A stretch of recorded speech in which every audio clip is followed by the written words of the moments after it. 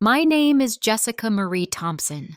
I'm 28 years old, and on the evening of February 19th, I died alone in my studio apartment after my heart suddenly stopped while I was lying in bed. I was a graphic designer living in Denver, Colorado, single, career-focused, trying to make it in the creative world. I had a nice little apartment, a good job at a marketing firm, and what looked like a pretty normal life from the outside. I went to church when I felt like it, usually around Christmas and Easter. I prayed when things got tough, but mostly I handled life on my own. I thought I was doing okay. I remember feeling this weird pressure in my chest that night, like someone was sitting on me. I tried to sit up, but my left arm went numb. Then this crushing pain hit me like a freight train. I couldn't breathe. I couldn't call for help. Everything just went black. Then I wasn't in my body anymore. I was floating above myself, looking down at my lifeless body sprawled across my bed. It was the strangest thing I'd ever experienced. I felt completely calm, like I was watching someone else's life. No panic, no fear, just this incredible peace that I'd never felt before. I could see through the walls of my apartment building, watching my neighbors going about their evening routines, completely unaware that I had just died. That's when I heard it. This beautiful sound like thousands of voices singing in perfect harmony, but I couldn't understand the words. A warm light started filling my apartment, getting brighter and brighter, but it didn't hurt to look at. It felt like being wrapped in pure love. And that's when I saw him. Jesus walked through the light toward me. He wasn't like any picture I'd seen in church. He was tall with kind eyes that seemed to see right into my soul. His hair was dark, and his skin had this golden glow that made everything around him look dim in comparison. When he smiled at me, I felt like I was the most important person in the universe. "Jessica," he said, and his voice was like warm honey mixed with gentle thunder. It seemed to come from everywhere at once. "Come with me." I didn't question it. I just followed him into the light. We walked through what felt like a tunnel made of living stars. I kept looking back at my apartment, worried about leaving my body behind. But Jesus put his hand on my shoulder and said, "Don't worry about that now. We need to talk."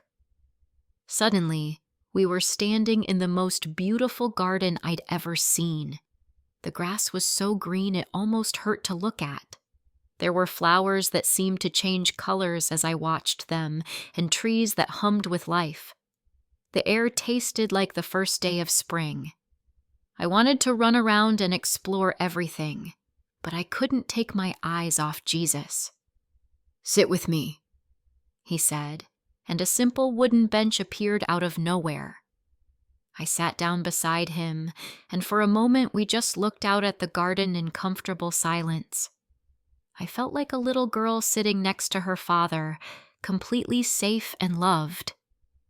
"Jesus," I finally said. "Am I dead?" He smiled gently. "Your body is yes, but you're more alive now than you've ever been." I nodded, trying to understand. "So, what happens now? Heaven? Hell? Are you going to judge me?" His expression grew more serious, but his eyes were still full of love. "Jessica, I need to show you something. Something about your life that you haven't understood." He stood up and waved his hand. The beautiful garden around us faded away, and suddenly we were standing in my apartment. But it looked completely different. Everything was covered in this dark, oily substance. The walls, my furniture, even the air seemed thick and dirty. "What is this?"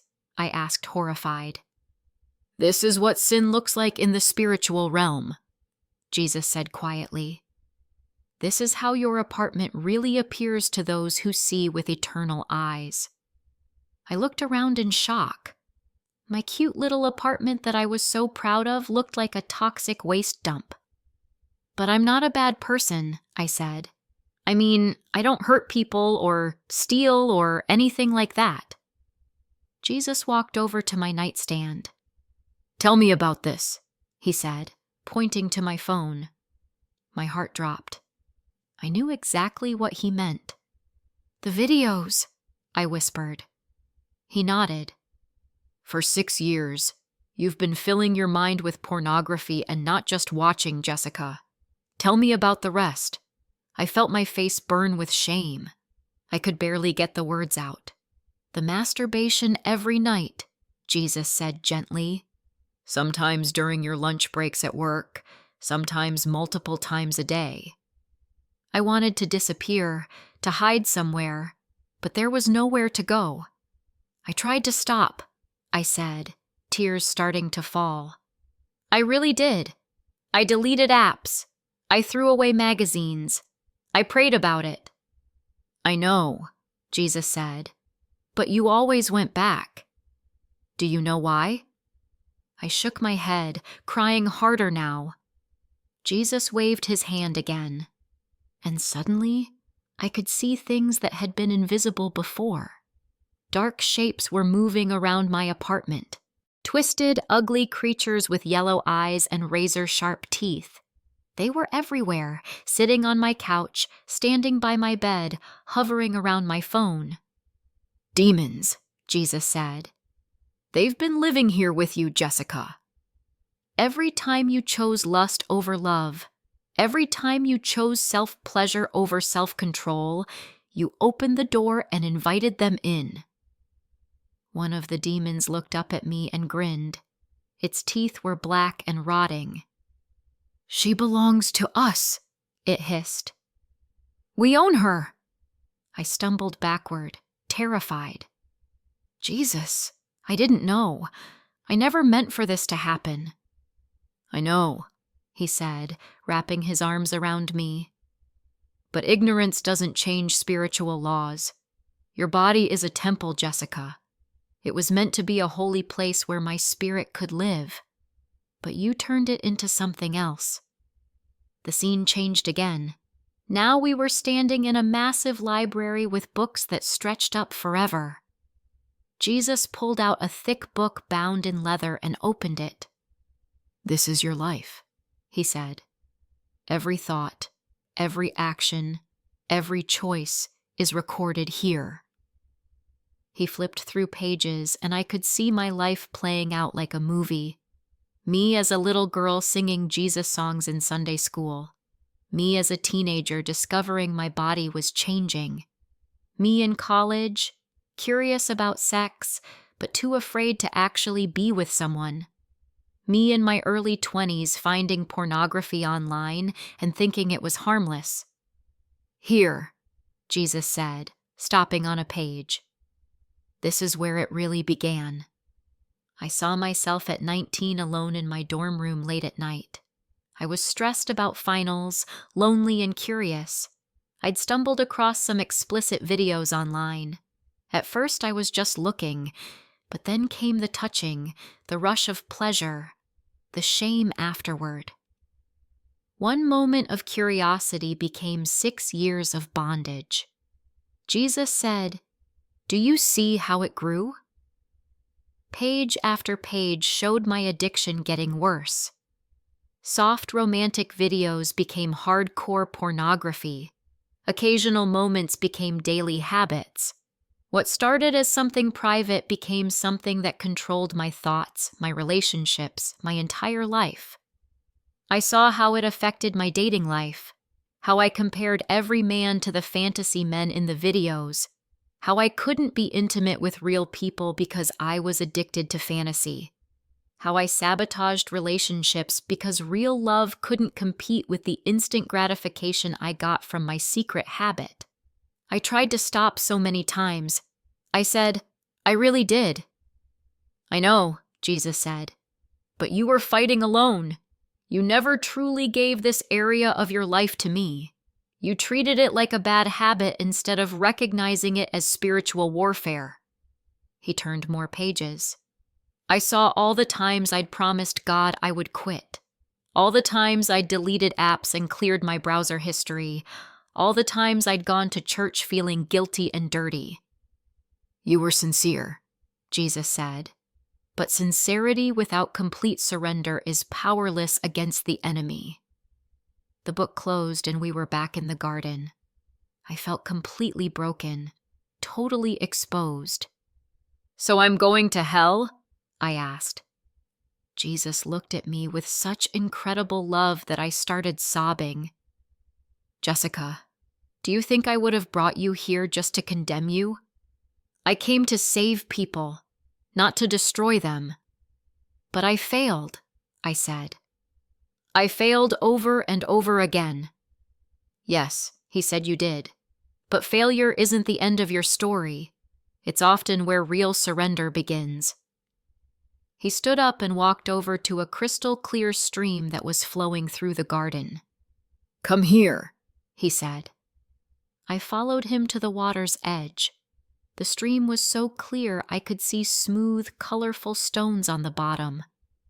"This is the river of life," Jesus said. "It washes away all sin, all shame, all bondage. But you have to choose to step into it." I looked at the water, then back at Jesus. What about all those years? All the damage I did to myself? "Forgiven," he said. "The moment you truly repent and surrender everything to me, it's gone."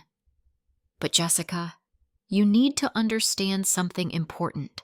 Forgiveness doesn't mean there are no consequences. Your brain has been rewired by years of addiction. Your view of sexuality and relationships has been twisted. Your ability to experience real intimacy has been damaged. These things can be healed, but it takes time and hard work. I stepped into the water. It was perfectly warm and felt alive, like it was flowing through me instead of around me. I felt years of shame and guilt washing away. The darkness that had been covering my heart was melting away like snow in the sunshine. "This is what real cleansing looks like," Jesus said. "Not just forgiveness, but complete transformation from the inside out." I stayed in that water for what felt like hours, just letting it wash over me. When I finally stepped out, I felt completely different, clean, pure, new. Now Jesus said, "I need to show you something else." The garden around us changed again. Now we were standing in a beautiful bedroom. Everything was white and gold, and there was this sense of holiness that made me want to whisper. "This is how sexuality was meant to be," Jesus said. "Sacred, holy, a gift between one man and one woman in marriage." I watched as a scene unfolded before us. A husband and wife, both glowing with the same golden light I'd seen on Jesus. They were making love, but it was nothing like what I'd seen in pornography. It was beautiful, tender, full of genuine love and respect. And above them, I could see angels watching and smiling. "This is my design," Jesus said. "Not just physical pleasure, but spiritual and emotional union. Two people becoming one, creating life, showing the world what my love for my people looks like." The scene changed to show me what pornography really was. I saw the same dark demons I'd seen in my apartment, but now they were surrounding the people in the industry. Men and women who looked dead behind their eyes, going through the motions of sex, but experiencing no real love, no connection, no joy. Every video you watched, Jesus said, was someone's daughter or son trapped in bondage just like you were. Your demand created their supply. Your addiction fed their exploitation. I felt sick to my stomach. I never thought about it that way. "I know," Jesus said. "The enemy blinds people to the real cost of sin. But Jessica, this is why I'm sending you back. You have a message to share." "Back," I said. "I have to go back. Your work on earth isn't finished." Jesus said, "You have something important to do." I looked around the beautiful garden, then back at Jesus. "But I don't want to leave. It's so perfect here, so peaceful. What if I mess up again? What if I fall back into the same patterns?" Jesus smiled and placed his hands on my face. "Jessica, you won't be going back alone. I'm going with you. And now that you understand the spiritual reality behind your struggle, you can fight it the right way." He walked me over to a tree that was bearing the most beautiful fruit I'd ever seen. It looked like apples, but they were glowing with inner light. "Eat," he said. I took a bite, and it was the most delicious thing I'd ever tasted. But more than that, I felt strength flowing through my entire being. Power, confidence. "This is my strength," Jesus said. "You can't overcome addiction in your own power. But with my strength, nothing is impossible." He reached into his robe and pulled out a small scroll. "This is for you," he said. "The message I want you to share." I unrolled the scroll and read it. The words seemed to burn themselves into my heart. "Tell my daughters that I see their secret struggles. Tell them that what they do in private matters to me. Tell them that pornography and masturbation are not harmless habits. They are spiritual doors that let the enemy into their lives. Tell them that I love them too much to leave them in bondage. Tell them that freedom is possible, but it requires complete surrender, not just good intentions. Tell them that I'm waiting to wash them clean and make them new. Tell them that their sexuality is sacred, and I have a beautiful plan for it. Tell them that the enemy has lied to them about my heart toward them.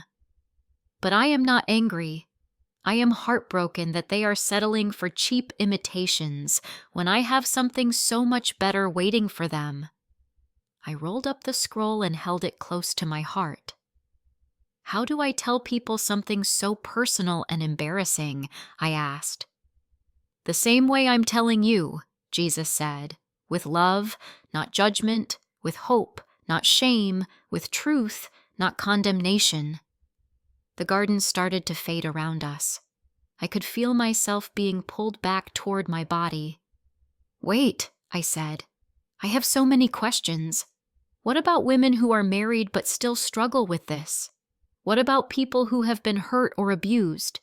What about people who think they're too damaged to be saved?" Jesus smiled. "Trust me, Jessica. I'll give you the right words when you need them. Just remember, I came to heal broken hearts and set prisoners free. No one is too damaged for my love." I felt myself falling, spinning through space and time. The last thing I heard was Jesus saying, "Tell them I'm coming back soon. Tell them to get ready." Then I was back in my body, gasping for air on my bed. The paramedics were working on me, doing CPR, shouting instructions to each other. One of them looked at his watch and said, "She's been down for 22 minutes. Let's try the defibrillator one more time." They shocked me, and my heart started beating again. I opened my eyes and tried to speak, but all that came out was a whisper. "Jesus!" The paramedic leaned over me. "Ma'am, can you hear me? You've had a massive heart attack. We need to get you to the hospital right now." I spent the next 10 days in the hospital. The doctors couldn't explain why I had no brain damage after being clinically dead for 22 minutes. They called it medically impossible. They said my heart was perfectly healthy now, which made no sense given what had happened, but I knew why I was okay. I had work to do. The first thing I did when I got home was delete everything. Every app, every website, every bookmark. I threw away magazines and books. I got rid of anything that could trigger me. Then I called my sister and told her everything. Not about the NDE at first, just about my addiction. I needed someone to know. I needed accountability. She was shocked, but supportive. She helped me find a Christian counselor who specialized in sexual addiction. I learned that I wasn't alone, that millions of women struggle with this same bondage, but we're too ashamed to talk about it. I learned about brain chemistry and trauma and healthy coping skills. But most importantly, I learned how to really surrender.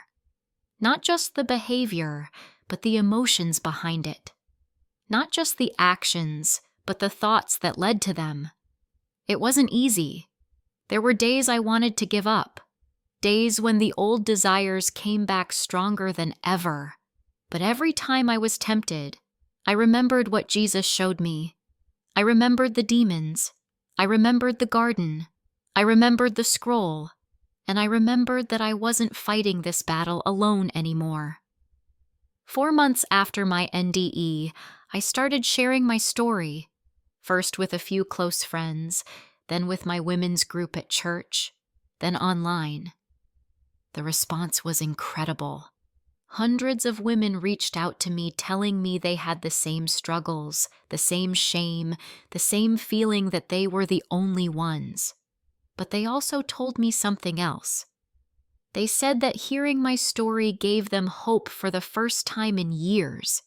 They said it helped them understand that this wasn't just a willpower problem, it was a spiritual battle. And spiritual battles need spiritual weapons. I've been completely free now for 18 months. Not because I'm strong, but because Jesus is strong. Not because I don't get tempted, but because I've learned how to fight temptation with His power instead of trying to handle it on my own. My life looks completely different now.